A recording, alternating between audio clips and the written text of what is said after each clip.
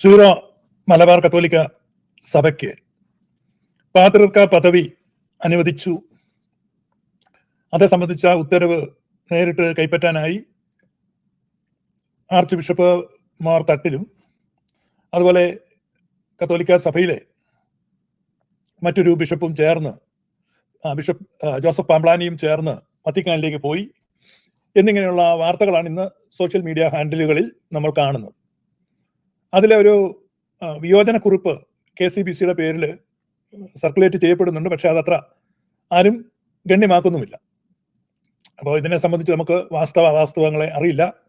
അതുകൊണ്ട് സീറോ മലബാർ സഭയെ പുതിയ പാത്രിയർക്ക സ്ഥാനലബ്ധിയിൽ അഭിനന്ദിക്കുന്നതിനെ ഞാൻ പെൻഡിങ് വെക്കുകയാണ്. നിശ്ചയമായും അഭിനന്ദനാർഹമായ ഒരു നേട്ടമാണ് സീറോ മലബാർ സഭയെ സംബന്ധിച്ച് ലഭ്യമാകുന്ന പാത്രിയർക്ക പദവി. 1923 ആരംഭിച്ച സീറോ മലബാർ സഭ 2 വർഷം മുമ്പാണ് അതിൻ്റെ ശതാബ്ദി ആഘോഷിച്ചത്. 1923 മുതൽ 2023 വരെ 100 വർഷം പിന്നിട്ട് ഇപ്പോൾ 102ാമത്തെ വർഷം ആ സഭയ്ക്ക് ഒരു പാത്രിയർക്ക സ്ഥാനം ലഭിക്കുന്നു എന്നുള്ളത് ഒരു മലയാളി എന്ന നിലയ്ക്കും എന്നാൽ ഒരു ക്രിസ്ത്യാനി എന്ന നിലയ്ക്ക് അതിലധികവുമായി വ്യക്തിപരമായി എനിക്ക് വലിയ സന്തോഷവും അഭിമാനവുമുണ്ട്. അന്ത്യോക്യൻ പാത്രിയർക്കീസ്, സുറിയാനി പാത്രിയർക്കീസിന്റെ കീഴിലായിരുന്നു മലങ്കരയിലെ വിശ്വാസ സമൂഹം നിലനിന്നിരുന്നത്. വാസ്കോ ഡി ഗാമയുടെ ആഗമനത്തിന് ശേഷം അതിലൊരു വിഭാഗത്തെ റോമിന്റെ ആധിപത്യത്തിന് കീഴിലേക്ക് കൊണ്ടുപോയി. എന്നാൽ അവർക്ക് സ്വതന്ത്ര ഭരണ ചുമതലയൊന്നും ഉണ്ടായിരുന്നില്ല. 1923 അവർക്ക് വികാരിയേറ്റ് അനുവദിച്ചു. 1923 മുതൽ സൈറോ മലബാർ ചർച്ച് എന്ന പേരിൽ അവർ പ്രവർത്തിച്ചു പോരുന്നു. ഇപ്പോൾ അവർക്ക് ഒരു പാത്രിയർക്ക സ്ഥാനം കൊടുക്കുകയാണ്. ഇനി എന്താണ് ഈ പാത്രിയർക്ക സ്ഥാനം എന്ന്, ഇത് കിട്ടുന്നതുകൊണ്ടുള്ള പ്രയോജനം എന്താണ്? ആദ്യം ഞാൻ അതിന്റെ കോൺസെപ്റ്റ് പറയാം, പിന്നെ ഞാൻ അതിന്റെ റിയാലിറ്റി പറയാം. ഇപ്പൊ 2 കാര്യങ്ങൾ നമ്മൾ മനസ്സിലാക്കണം. ഒന്ന്, ഈ ബിഷപ്പുമാരെ വാഴിക്കുവാനുള്ള അധികാരം ഉണ്ടാകും. ഇപ്പൊ ബിഷപ്പുമാരെ തെരഞ്ഞെടുക്കാനുള്ള അധികാരമേ ഉള്ളൂ. വാഴിക്കുന്നത് റോമിനാണ് അധികാരമുള്ളത്. ഇതിപ്പോ പാത്രിയർക്ക സ്ഥാനം കിട്ടിക്കഴിഞ്ഞാൽ ബിഷപ്പുമാരെ വാഴിക്കാം. പ്രത്യേകിച്ച് അതിന് റോമിന്റെ കൺസെന്റ് ഒന്നും ആവശ്യമില്ല. പിന്നെ പാത്രിയർക്ക പദവി ഉള്ളത് കൊണ്ട് അവർക്ക് നേരിട്ട് ബിഷപ്പിനെ വാഴിക്കാൻ പറ്റും. അത് വലിയൊരു അംഗീകാരമാണ്, വലിയൊരു പദവിയാണ്. പിന്നെ ഡയോസിസുകൾ സ്ഥാപിക്കുക. അതേപ്പറ്റി ഒരു വിശദീകരണം അവസാനം ഞാൻ പറയാം. നമുക്ക് എല്ലാ സ്ഥലത്തും പള്ളികൾ വെക്കാനും എല്ലാത്തിലും ഒരു സ്വതന്ത്രമായ അധികാരം, അതുപോലെ തന്നെ സ്വന്തമായി സിനഡ്, ബിഷപ്പ് കൗൺസിൽ സ്വന്തമായിട്ട് നടത്താൻ പറ്റും. അങ്ങനെ തീരുമാനങ്ങൾ എടുക്കാൻ പറ്റും. പിന്നെ ഓൺ ലിറ്റർജി, നമ്മുടെ ലിറ്റർജി സ്വന്തമായിട്ടുള്ള തനിമയുള്ള അല്ലെങ്കിൽ മൗലികമായ ഒരു ലിറ്റർജി, അതുപോലെ തന്നെ നിയമങ്ങൾ, വൈദികരുടെ മേലും ബിഷപ്പുമാരുടെ മേലുമുള്ള ശിക്ഷാ നടപടികൾ, ഇതൊക്കെ കൈക്കൊള്ളാൻ പറ്റും. അപ്പൊ അങ്ങനെയൊക്കെ ഒരു അധികാരം കൂടുതൽ എക്സർസൈസ് ചെയ്യാൻ പറ്റും. ഉദാഹരണം പറഞ്ഞാല് ആൾക്കാർക്ക് നേരെ തിരിഞ്ഞു നിന്ന് കുർബാന ചൊല്ലണോ, ജനങ്ങൾക്ക് നേരെ തിരിഞ്ഞു നിന്ന് കുർബാന ചൊല്ലണോ എന്നുള്ള തർക്കം രൂക്ഷമായി എത്രയോ പ്രാവശ്യം ഇവിടെ നിന്നുള്ള ഡെലിഗേഷൻ റോമിൽ പോകുന്നു, റോമിൽ നിന്നുള്ള ഡെലിഗേഷൻ ഇവിടെ വരുന്നു. അങ്ങനെയുള്ള ഒരു ആഭ്യന്തര തർക്കം, അപ്രകാരമുള്ള തർക്കങ്ങൾക്ക് ഇനി റോമിനെ സമീപിക്കേണ്ടതില്ല.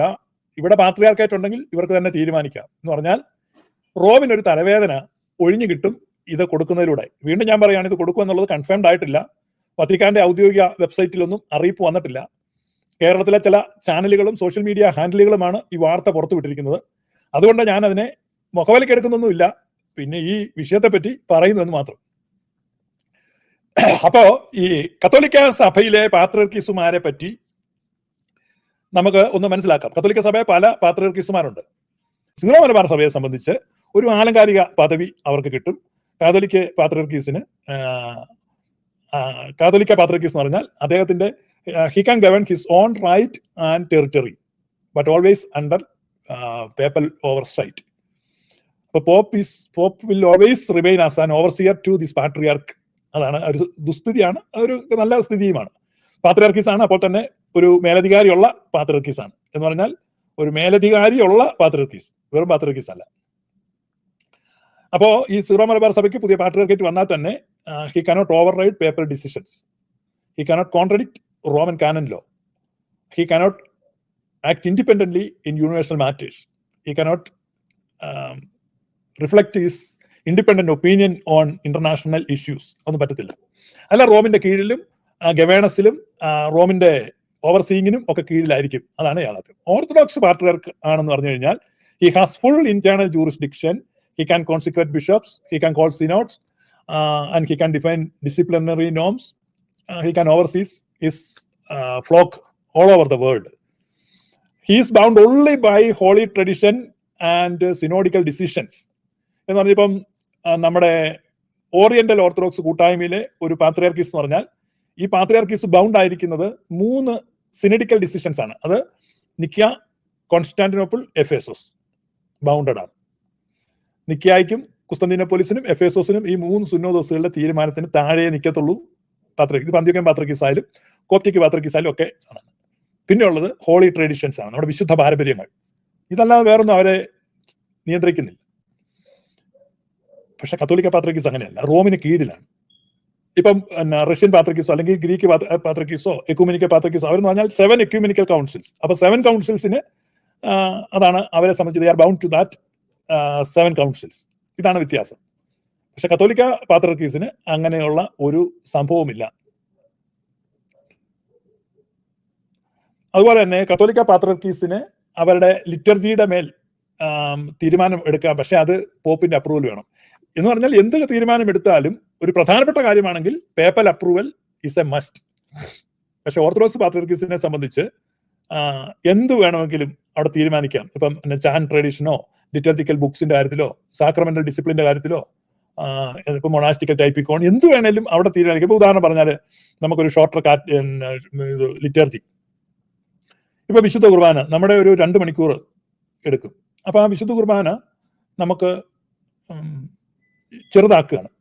ഇപ്പൊ ഉദാഹരണം പറഞ്ഞു കഴിഞ്ഞാൽ നമ്മള് കൗമാ പ്രാർത്ഥനയൊക്കെ എണ്ണം കുറയ്ക്കുക, അല്ലെങ്കിൽ നമ്മുടെ യാമ പ്രാർത്ഥനകളുടെ നീളം കുറയ്ക്കുക, വിശുദ്ധ കുർബാനയെ ഷോർട്ട് ആക്കുക.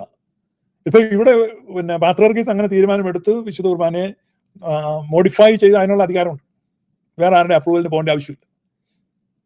പക്ഷെ കത്തോലിക്ക പാത്രിയാർക്കീസ് വന്നപ്പോൾ അങ്ങനെ ചെയ്യാം, പക്ഷെ ഒരു പേപ്പൽ അപ്രൂവൽ അവർക്ക് ആവശ്യമാണ്. ഇതാണ് അതിന്റെ വ്യത്യാസം. അപ്പൊ ഫലത്തിൽ ഒരു ആലങ്കാരിക പദവി കിട്ടുന്നു, പോപ്പിന്റെ അടുത്ത് ഒരു സ്ഥാനം കിട്ടുന്നു. പിന്നെ ആ സഭയെ സംബന്ധിച്ച് നമുക്കൊരു പാത്രിയാർക്കീസ് ഉള്ളപ്പോൾ ഇന്റർനാഷണലി അവർക്ക് സഭാ സമൂഹത്തിൽ അടയാളപ്പെടുത്തുമ്പോൾ അത് സീറോ മലബാർ സഭ എന്ന് പറയുമ്പോൾ ഒരു അംഗസഭ എന്ന നിലയ്ക്ക് കുറെ കൂടെ ഒരു തലയെടുപ്പ് അവർക്ക് കിട്ടും. അത്രയൊക്കെ ഉള്ളൂ. നമ്മൾ ഈ ഉത്സവത്തിന് ആനയുടെ നെറ്റിയിലോട്ടൊരു നെറ്റിപ്പട്ടം വെക്കുമ്പോൾ ഒരു തലയെടുപ്പ് ആനയ്ക്ക് ഉണ്ടാകുന്ന പോലെ ഒരു നെറ്റിപ്പട്ടം, അതാണ് ഐഡിയൽ വാക്ക്. ഒരു നെറ്റിപ്പട്ടം എന്നത് മാത്രമേ ഉള്ളൂ. സീറോ മലബാർ സഭയ്ക്ക് ഒരു പുതിയ നെറ്റിപ്പട്ടം വത്തിക്കാനിൽ നിന്ന് കിട്ടുന്നു എന്ന് മാത്രമാണ് നമുക്ക് മനസ്സിലാക്കേണ്ടത്. പക്ഷേ അപകടകാരിയായ കൊമ്പൻ കഞ്ഞിക്കുഴി നിൽപ്പുണ്ട്. നെറ്റിപ്പട്ടം ഒന്നും ഇല്ലെങ്കിലും അവൻ എത്ര വരെ തട്ടുമെന്ന് പറഞ്ഞാലും തട്ടും, അത്ര ഭയങ്കരനാണ്.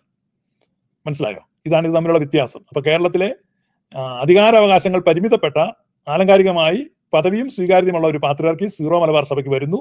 പക്ഷെ അതിനേക്കാൾ അധികാരം അവകാശമൊക്കെ ഉള്ള എന്നാൽ പേരില്ലാത്ത ഒരു പാത്രിയാർക്കീസ് കഞ്ഞിക്കുഴിയിൽ ഇരിക്കുകയും ചെയ്യും. വല്ലാത്ത ദുസ്തുതിയാണ്. സീറോ മലബാർ സഭയുടെ പാത്രിയാർക്കീസിനേക്കാൾ സ്വതന്ത്രമായ ഓട്ടോസിഫാലസ് ചർച്ചിന്റെ അധ്യക്ഷനാണ്. പക്ഷെ ഇതൊന്നും താൻ പാത്രിയാർക്കീസ് ആണെന്നോ തൻ്റേത് പാട്രിയാർക്കേറ്റ് ആണെന്നോ തന്റെ സഭ ഓട്ടോസിഫാലസ് ആണെന്നോ ഒന്നും പൊതുസമൂഹത്തിലോ കോടതിയിലോ ഒന്നും പറയാൻ പറ്റുന്നില്ല. ഇടവഴികളിലും ഇടനാഴികളിലും മാത്രം മൃദുമന്ത്രണങ്ങളായിക്ക് അവരിങ്ങനെ കാതിലടക്കം പറയുകയാണ് നമ്മളൊരു പാത്രിയാർക്കീസ് ആണ്. എന്നിട്ട് സ്വകാര്യ സദസ്സുകളിൽ അത് പറഞ്ഞ് ആനന്ദിച്ച് ഊറിച്ചിരിക്കാം. എന്തൊരു ഗതികേടാണ് IOC-ക്കാർക്ക് വന്നിരിക്കുന്നതെന്ന് ഓർക്കുക. അതുകൊണ്ട് IOC-ക്കാരെ നിങ്ങൾ തല ഉയർത്തുക, നിങ്ങൾ പ്രഖ്യാപിക്കുക, ഞങ്ങളുടെ പാട്രിയാർക്കേറ്റ് ആണ്, ഞങ്ങളുടെ സഭ ഓട്ടോസിഫാലസ് ആണ്, ഞങ്ങളുടെ അധ്യക്ഷൻ പാത്രിയാർക്കീസ് ആണ്, ഞങ്ങളുടെ അധ്യക്ഷൻ കഞ്ഞിക്കുഴിയിലാണ്, മത്തായി മൂന്നാമനല്ല, ഞങ്ങൾക്കൊരു നേതാവില്ല, മത്തായി മൂന്നാമനാണ് ഞങ്ങളുടെ നേതാവ്, ഇദ്ദേഹമാണ് ഞങ്ങളുടെ പാത്രിയാർക്കീസ്. It is high time to declare your freedom, your autocephalous status, you must do that. അത് ചരിത്രപരമായ ഒരു നിയോഗമാണ്, അത് ചെയ്യുക. ഓക്കെ, അത് ചെയ്ത് കഴിയുമ്പോഴേക്കും പിന്നെ മറ്റേ ഏതാ ഉണ്ടല്ലോ യാക്കോബക്കാരൊക്കെ ലക്ഷക്കണക്കിന് രൂപ കൊടുക്കുന്ന വക്കീലന്മാരില്ല, അവിടെ ഒന്നും ആവശ്യമൊന്നും, ഒരു വക്കീലിന്റെ ആവശ്യമില്ല. സാധാ വക്കീൽ കോടതി പോയാൽ മതി, കാര്യങ്ങൾ നടപടിയാകും. അപ്പോ ഇതൊക്കെയാണ് വ്യത്യാസങ്ങൾ. ഇപ്പൊ നിങ്ങൾക്ക് മനസ്സിലായല്ലോ കത്തോലിക്ക പാത്രിയാർക്കീസ് എന്താണ്, ഓർത്തഡോക്സ് പാത്രിയാർക്കീസ് എന്താണ്, ഇതാണ് തമ്മിലുള്ള വ്യത്യാസം.